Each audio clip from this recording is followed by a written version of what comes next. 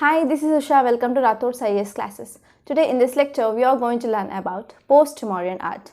In the earlier lectures, we already discussed about the Harappan art and also the Mauryan art. So in this lecture, we are going to discuss about post-Mauryan art. So before you understand this post-Mauryan art, first you have to learn about which are the regional empires which came into power in this region, mainly after the decline of the Mauryan Empire. We saw there is a decline of the Mauryan Empire mainly in the 2nd century BCE. After this decline of this Mauryan Empire, there are many regional powers, many regional kingdoms that came into power in the region. So first let us discuss those regional powers which came into power in the India, in the different parts. So to understand that, first we have to draw the India map. So let me draw the skeletal map of India first.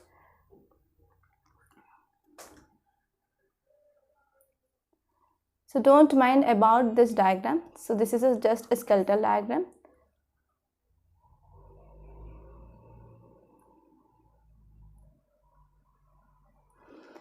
So let us divide India into different parts such that we can easily remember which are the regional powers or which are the regional kingdoms which came into power in this region. So first we are going to divide into West, North, Central India and the Southern India.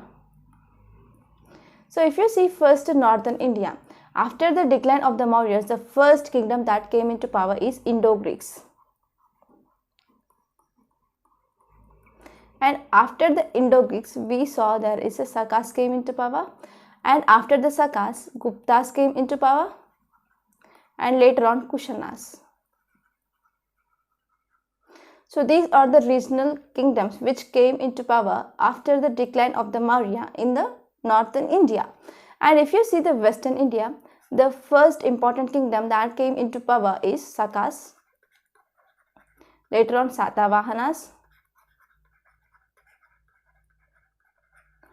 and later on Vakatakas. And the next one regarding the central India. The first important kingdom that came into power after the decline of the Mauryans in the central India is Sungas, and later on Kanvas, and later on Guptas. And if you see in the southern India, this part it is entirely under the control of Satavahanas. And in the southern India, we see there are Pandyas here Cholas, and here in this area we see there are Cheras are present, and later on these were replaced by the Pallavas and Chalukyas. Let us see once again. If you see in the northern India, after the decline of the Mauryans, the first kingdom that came into power is Indo-Greeks, and later on they are replaced by Sakas, and later on they are replaced by the Guptas, and later on they are replaced by the Kushnas. And if you see the western part of the India, the first important kingdom that came into power after the decline of the Mauryans, they include Sakas, and later on Satavahanas, and later on they are occupied by the Vakatakas. And if you're talking about the central India, the first important kingdom that came into power after the decline of the Mauryans is Sungas, and they are replaced by the Kanvas, and later on they are replaced by the Guptas even. And if you see the southern part, the regional kingdoms, they include the Pandyas, Cholas, Cheras, Pallavas and the Chalukyas. So whenever we are studying about this post-Mauryan art, there is a continuation with the Mauryan art as well. So when you are studying about the Mauryan art, we mainly discussed about the rock cut architecture, and also we studied about the stupas, we studied about the sculptures, and we also studied about the pottery. So if you see in this post-Mauryan art, we are mainly going to discuss about three important art and architecture of this post-Mauryans. They mainly include rock cut caves or rock cut architecture, and we are also going to see about stupas. So if you see these two important things, these art and architecture of the Mauryans, they also continued in the post-Mauryan art. So what is the difference between the art of the post-Mauryan and the Mauryan? So in the Mauryan, we mainly saw that stupas are made up of the Chunar sandstone, and also they used extensively wood for the building of the palaces and etc. So if you see this Mauryan art, in this post-Mauryan art, we see this wood is replaced by the stone. Stone, it is majorly used element or the material mainly for the architecture in the post-Mauryan period. And we also saw this wood which is used in the Mauryan phase, which will be replaced by the stone in the post-Mauryan. So also we see there are some influence of the foreign also as well as seen in this post-Mauryan, because these are the some of the Indo-Greeks, they came from the northwestern part of the India, correct? These are the foreigners. So from these foreigners also there is an influence of the Iranian, there is an influence of the Persian, there is an influence of the Greek, there is an influence of the Roman, that also seen in the sculptures that were formed in the part of the post-Mauryan art. So this is a sum of the introduction regarding the post-Mauryan art. So let us see in detail what this says. If you see this first slide, it says, after the decline of the Mauryan Empire in the 2nd century BC, a small dynasties, they sprang up in the various parts of the India. We saw the northern, we saw the western, we saw the central India, and we also saw about the southern India. So among them, the most famous one in the northern part include Sungas, Kanvas, Kushanas, and the Sakas. And if you're talking about the South India, they include Satavahanas, Ishvakus, Abhiras, and Vakatakas. They are mainly in the southern and the western India. They gained very much prominence. And similarly, we saw there is a religious scene that emerged in the Brahmanical sect. So we already studied about the Mauryan period that there are two important sects they are formed. They include the Jainism and the Buddhism. But if you see in this post-Mauryan, we saw there are different sects that emerged in the Brahmanical sect. They include mainly 3 types. The first one is Shaivites, second one is Vaishnavites, and the third one is Sakites. If you say the Shaivites, they are the people who pray or offer the prayers to the Lord Shiva, and these Vaishnavites, they offer play to the Lord Vishnu. Okay, so these are the 3 important sects that are emerged in the post-Mauryan period. So let us go further, and if you see here, it says the architecture, it is in the form of the rock cut caves and also stupas. They continued, and with each dynasty introducing some unique features of their own. So we are going to see what are the unique features that were introduced by those dynasty as well. Don't worry about that. And we also see there are the different schools of sculpture. In these different schools of sculpture, we are mainly going to see about 3 types. First one is the Gandhara school of art, second one is Mathura school of art, and third one is Amaravati school of art. So based on the location of this Gandhara, Mathura and Amaravati, we are going to discuss about what are the influence, whether there is a foreigner's influence or not. We can see that. Okay, so if you see the important point, that is the sculptures, the art of sculpture, they reached the climax in this post-Mauryan period. And let us see the architecture. We are going to discuss about mainly 3 types. The first one is a rock cut architecture or the rock cut caves. Second one is about stupas, and the third one it is about sculpture. So let's get started with the first one, that is rock cut caves. So if you see this period, that is post-Mauryan period, we saw the development of the 2 types of the rock caves. That is the Chaityas, and the second one is Viharas. So what is a Chaitya? Chaitya, it is simply, it is a prayer hall. We already saw that in the Mauryan period, there was a Shramana tradition that started. Because of this Shramana tradition, the monks who will travel from one place to another place, whenever these monks are traveling from one place to another place, they need some place for their prayers, and also they need some place to avoid them or to protect them from the rain, summer, okay, etc. So in that reasons, there was the establishment or the development of these Chaityas and the Viharas happened. So if you see these Chaityas, they are mainly prayer halls, and these Viharas, they are mainly residential rooms, residential halls of the Buddhist and also Jain monks. If you see the next point, it says, while the Viharas, they were the residential halls of the Buddhist and also Jain monks, they are developed during the time of the Mauryan Empire. So if you see this Viharas, they are mainly developed during the time of the Mauryans.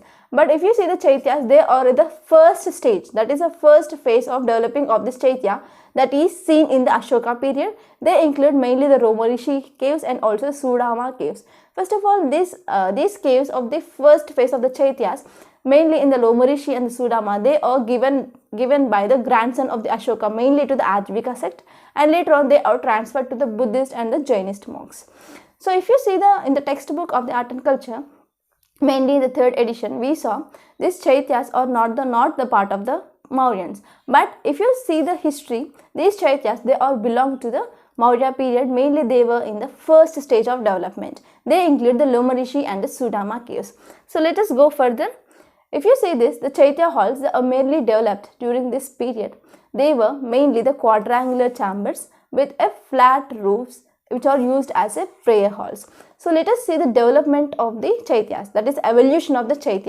Let us see the phases first. So this is a phase 1, phase 2 and the phase 3, mainly to understand how these rock cut caves they evolved. So as we are saying, these are rock cut caves, so they are engraved in these rocks. So if you see the first phase, let us say this is the rock here.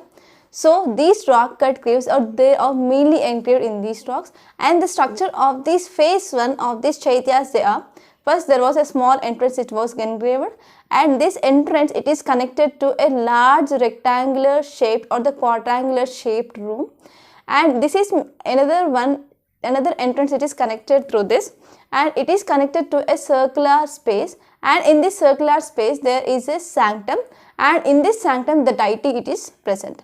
So if you see the structure of the phase 1, they are mainly parallel to the rock surface. And if you see the second phase, if you say this is as a rock cut cave, and if you see there is a small entrance is present, and to this entrance there is a rectangular face, it is connected, okay, and through this rectangular face there is some small entrance, and it is connecting to a circular space, and in this circular thing there is a sanctum, and on this sanctum there is a deity which is present there, and they offer prayers. So if you see this structure, it is perpendicular to the rock cut, okay, these are very much perpendicularly built, and if you see the first phase, they are parallelly built. And if you see the third phase, we see there is a U-shaped like cut is present in the rock, and in this area the one important development in this third phase is there were the two sides, the wooden pillars of the two rows which are arranged parallel to each other, such that it is mainly used for the decorative purpose of this Chaityas. So this is the third phase. So the first phase we saw there is engravation of these caves parallel to the rock, and the second phase we see they are perpendicularly designed, and the third phase there is a importance which is given to the decoration. They use the wooden pillars of the two wooden pillars parallelly mainly to decorate these Chaityas. So this is the evolution of the Chaityas. So what are the examples of these? The first one, the first phase, it is mainly happened during the period of the Mauryans. They include Lomarishi and the Sudama caves.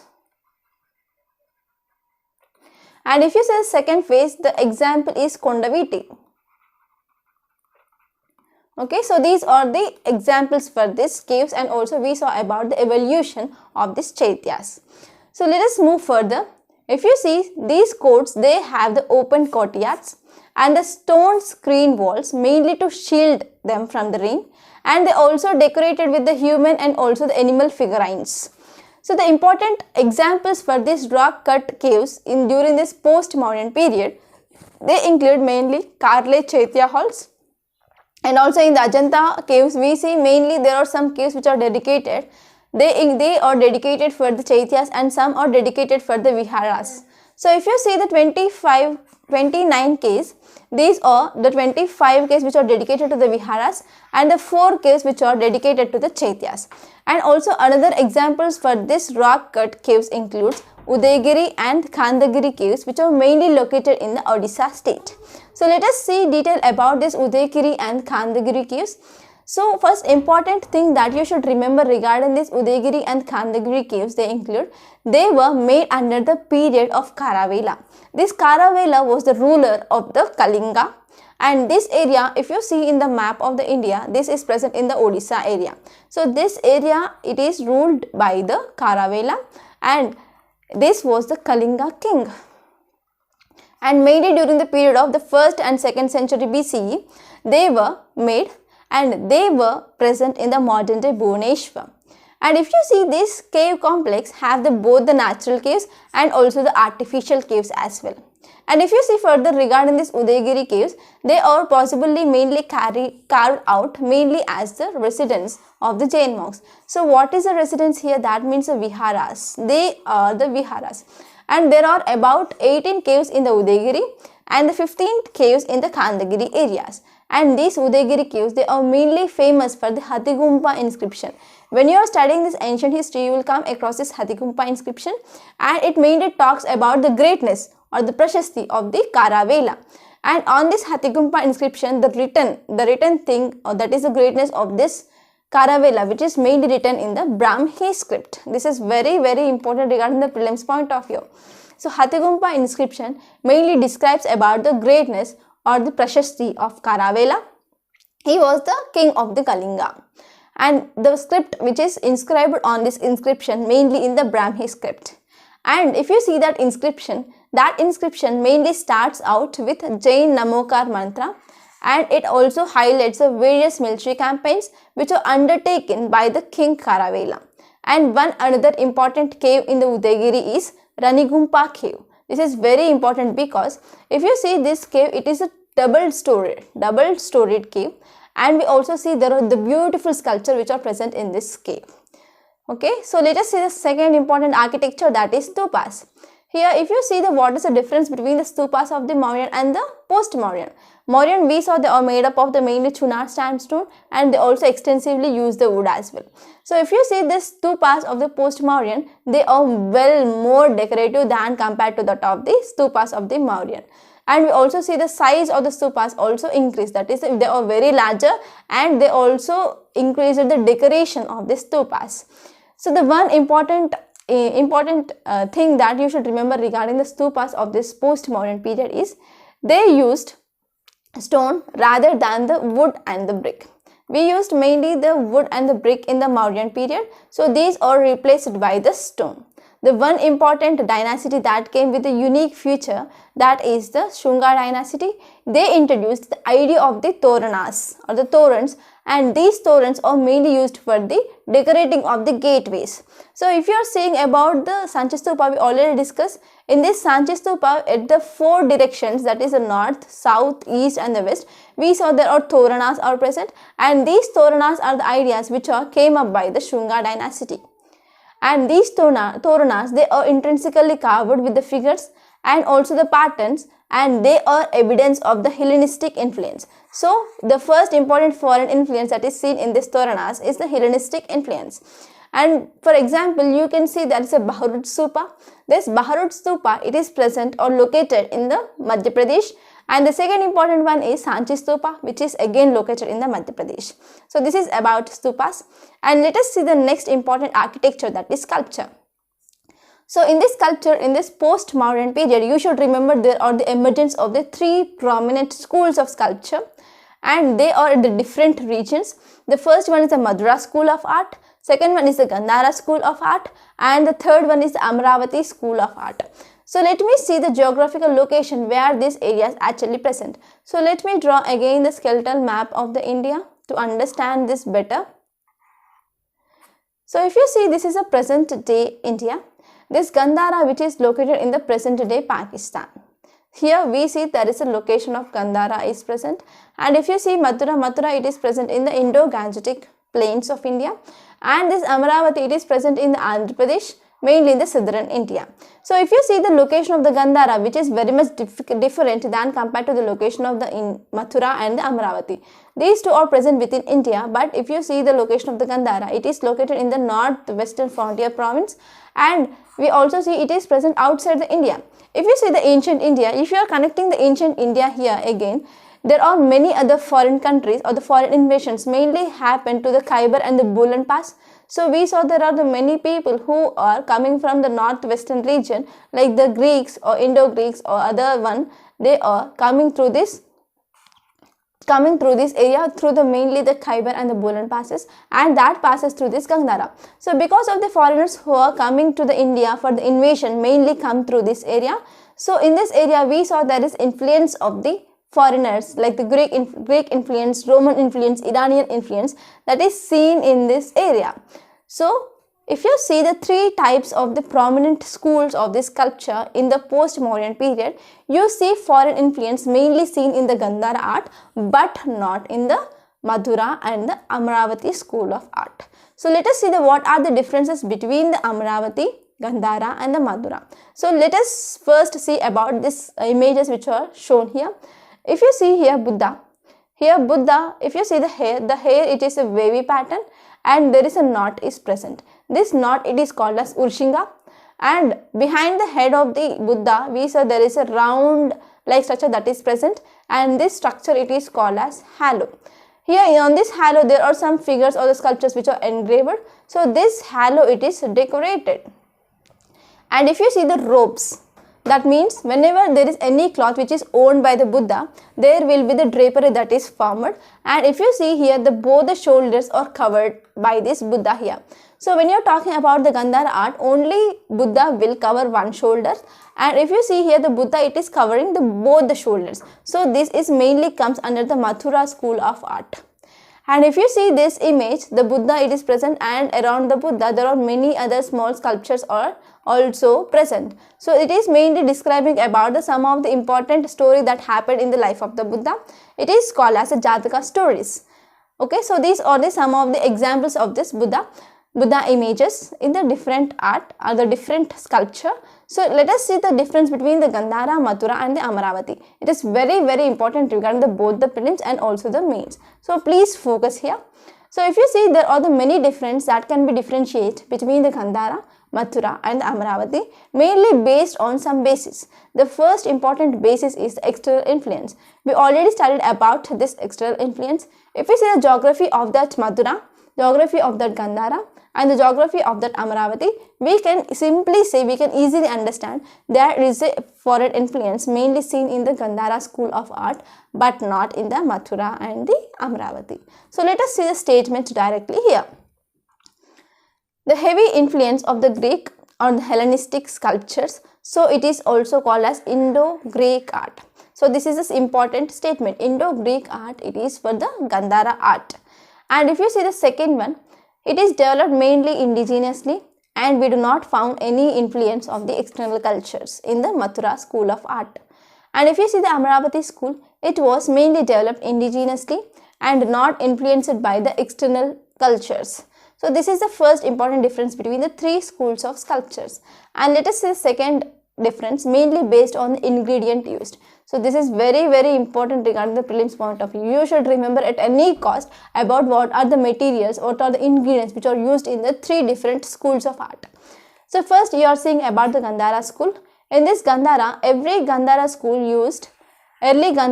used about the bluish grey sandstone, while the later Gandhara period they used the mud and the stucco.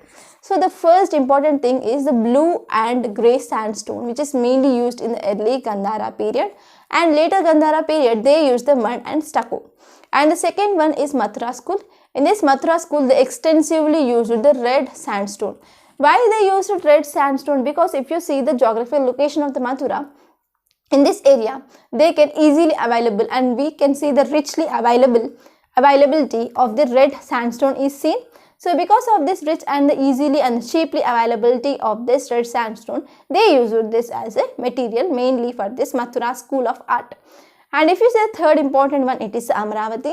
In Amaravati, they use the white marbles. So these are some of the differences between the three schools of art. And let us see the next important difference, mainly based on the religious influence. This is also very important regarding the prelims point of view. So if you see the Gandhara art, we see mainly the Buddha's images. They are mainly influenced by the Greco-Roman influence. So in this context, you should see what are the Greek influence and what are the Roman influence that are seen in these sculptures, mainly under this Gandhara school of art. So let us see the first one, Greek. So we already seen the image of the Buddha. The hair is very much curly or the wavy, and we also see the knot which is present on the head. So this is the one important influence of the Greek on the Buddhist architecture. So the first one is the wavy hair or the curly hair of the Buddha, and the second one is, we saw whenever there is any cloth which is worn by the Buddha, we see the extensive drapery. This drapery which is also the influence of the Greek. And the next important one is halo. The halo, which is a round circular thing which is present behind the head of the Buddha, it is called as halo. And this halo, which is very much plain in the Gandhara school of art. And if you see, whenever this halo which is decorated, and this is the influence of the Mathura school of art. So these are some of the Greek influence, and let us see some of the Roman influence.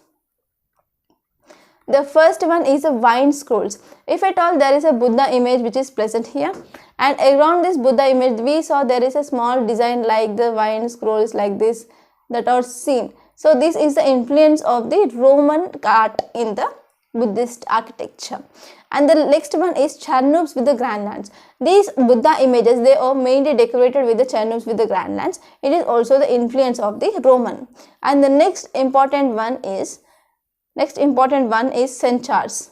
These centaurs are the mythical images. It means the humans, they are combined with the another animal's figures. So we can see half animal and the half human, like half man with the hearts, etc. These are the mythical images that are related to the mythology of the Greek and the Roman. So these are the one of the Roman influence that can be also seen in these images of the Buddha. So this is about Gandhara, and let us see the influence of all the three religions that are seen in this Mathura art. These three religions include Jainism, Buddhism, and also Hinduism. So in this Mathura art we saw it is indigenous and there is no influence of the foreign cultures or the foreign art and architecture. So there is some introduction of the new features like introduction of the mouth statue, and we also see there is an importance given to the masculine body. And we also see in the Hinduism there was a Lord Shiva or the Lord Surya with the mouth statue, and the Lord Shiva with the anthropogenic images like the linga form, that evolution happened in this Mathura school of art. If you see the Jainism, there are the four Tirthankars who were standing in the four direction. They are saying that they one is stand for the north, south and east and west. And we saw this image, it is called a Sarvatobhadra image. I will write here Sarvatobhadra image. So how can we differentiate the image of the Buddha from the Jainism? If you see the images of the Buddha and the Jainism, they are looking very much similar. But there is a one difference to differentiate between the Buddha's image and also the Jain's image. So the main difference is the nudity. There the Jains were very nude than compared to that of the Buddhist. Okay. So this is the difference. We can differentiate between the Jains and the Buddhist. And let us see the next one, that is in the Amaravati school of art. And in this Amaravati school of art, there are mainly the Buddhist influence that is seen. So based on this religious influence, we see the Gandhara and also Amaravati, they are both focused on only Buddhist. But Mathura, there is influence of the other religions as well. They include the Hinduism, they include the Jainism, and they include the Buddhism. So in this way, we have to differentiate the Gandhara, Mathura and the Amaravati art very perfectly, such that you can easily answer the whatever the question that will appear in the exam regarding this differences between these three schools of art. And let us see the next difference based on the patronage. So here the Gandhara school of art mainly patronized by the Kushana rulers.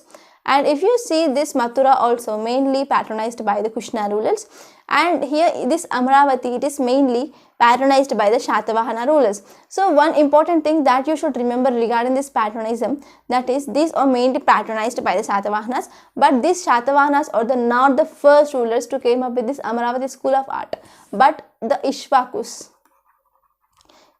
dynasty or the Ishvaku kingdom was the first kingdom mainly to come up with this Amaravati school of art, and here it is patronized by the mainly Satavahana rulers. And if you see the next difference, mainly based on the area of the development, that include the developed by the northwestern frontier region. In this modern day, it is present in the Kandahar. So already we studied about the location of the Gandhara, and let us see the based on this Mathura art, it is mainly developed around the Mathura area and also Sonk and also Kanlithia area. This Kanlithia area, it is very much famous for the Jain sculptures. So these are the areas we can see this Mathura school of art. And the next important area of the development in this Amaravati school of art is they are mainly developed in the Godavari and the Krishna lower valley, and also in Amaravati and the Nagarjunikonda. So these areas are mainly seen at present Andhra Pradesh. And if you see the next difference, mainly based on the features of the Buddha sculpture, it is very important regarding the main point of view. And also you can guess the question regarding the prelims as well, because you cannot predict UPSC. So if you see the some of the features of the Gandhara school of art, Buddha, it is shown in a spiritual state, and the hair is a wavy and the curly, And we also see this Buddha will wear very few ornaments, and he was seated in the yogi position and the eyes are half closed, and this says that this position or the Buddha is in the meditation posture. And we also see the protuberance, it is shown on the head, signifying the omniscience of the Buddha. We see there is a knot which is present on the head of the Buddha, so it is a protuberance. So this is about the some of the features of this Gandhara school of art. I hope it is clear. And let us see the features of the Buddha sculpture in the Mathura school of art. They include, the first one is Buddha, it was shown in a delighted mood.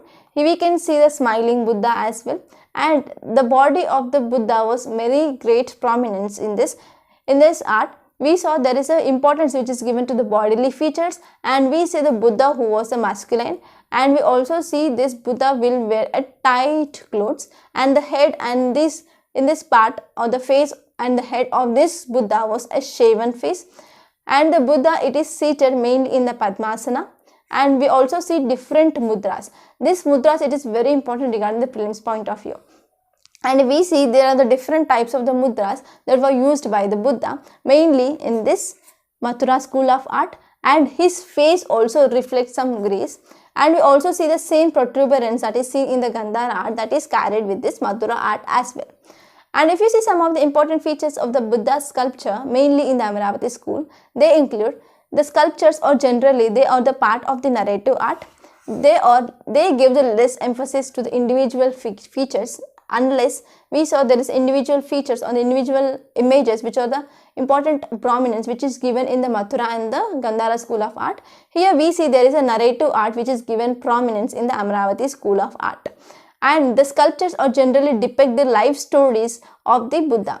And if you see, these are the stories, they are called as Jataka stories. We already discussed about the Jataka stories, like these are the life history or the some of the stories regarding the history of the Buddha in his previous lives or the previous janmas as well. So the one important Jataka story is the Garbhadharana. The Garbhadharana means the Queen Maya became the pregnant, and in that there was a dream which was happened in the Maya, that there was a white elephant which came and entered the womb of the Queen Maya. It says that this incident as a Garbhadharana. So these are the some of the Jataka stories, they were entitled with the life of the Buddha. And these Jataka stories, they also include the previous life of the Buddha who were born in both in the human life and also in the animal form. So these are the mainly differences between the Gandhara, Mathura and the Amaravati school of art. Please ensure that you remember each and every point. And let us see the next. This topic is about the various mudras related to the Buddha, and they include about 10 important mudras I took in this lecture. The first one is Bhumi Sparsha Mudra. This Bhumi Sparsha Mudra, it is very important regarding the prelims point of view, because you may get direct question, what is this Bhumi Sparsha Mudra says. So why it is important? Because of the significance of this mudra. So if you see, the major significance of this mudra is calling the earth to witness the truth. Whenever the Buddha attained the enlightenment, there was a one demon Mura, was disturbing the meditation of the Buddha, and after the attaining of the enlightenment by the Buddha asked the earth as a witness for his enlightenment. So this type of mudra, it is called as Bhumi Sparsha Mudra. In this Bhumi Sparsha Mudra, he touches the right hand of the Buddha, touches the ground, and he asked the earth to be the witness for his enlightenment. So this is the Bhumi Sparsha Mudra, and this is the image here. So in this image you can see the right hand of the Buddha, it is touching the ground. And let us say the next mudra, it is the Dhyana Mudra. Dhyana means meditation. It indicates mainly meditation, and it is also called as Samadhi or the Yoga Mudra. So in this Dhyana Mudra, the two hands which are placed on one another, they are present on the lap, and the two toes or the two fingers, they will touch each other. So if you see here, it depicts the Buddha, both the hands in the lap, and back of the right hand, the resting on the palm of the left hand. So in this way, the right palm which is resting on the left hand, and with the fingers extended like this, and if you see, these two thumbs of the hands will touch one another, and whenever the two thumbs of these two hands which is touching together, we saw there is a triangle that is formed. This triangle, it is called as the mystical triangle, and mainly it signifies the attainment of the spiritual perfection. Okay, so this is about Dhyana Mudra, and here in this image you can see this Dhyana Mudra. And let us see the next one. Next image or the next mudra is Vitarka Mudra. Here Vitarka Mudra means whenever the Buddha is teaching to his followers, he used this mudra, and in this mudra the thumb and the index finger, it is touched like this. So whenever he is giving any teachings, he used to keep this mudra. So this is called as teaching or the discussion or the intellectual debate mudra. And the tip of the thumb and also index finger, they touch each other, they will form a circle. Okay, so it mainly signifies the teaching phase of the preaching in the Buddhism. And this circle which is formed by the thumb and the index finger, they maintains the constant flow of energy, and there is no beginning or the end. There is only perfection that is seen in this Vitarka Mudra. And let us see the next one. And if you see this diagram, this is the Vitarka Mudra. Here we see there is circle is formed. And whenever we say there is circle is formed, there is no end and there is no starting.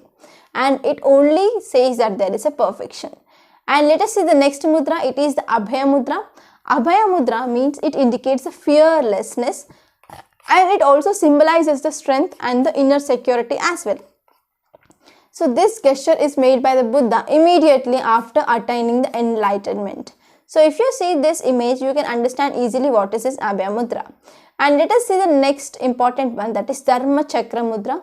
Here what is the Dharma Chakra Mudra? It means turning of the wheel of the Dharma or law, and it is setting into the motion the wheel of the Dharma. So in this mudra, the two hands are involved. They will keep like this. Okay, so this is the Dharma Chakra Mudra. So if you see this right hand which is held at the chest level with a palm facing outwards like this, and the mystic circle, it is formed the joining of the index finger and also thumb finger, we already discussed in the earlier mudra. And if you see this left hand which is turned inwards, and the index finger and the thumb of these hands mainly to join the right hand circle. So here in this way there is this Dharma Chakra Mudra, it is made.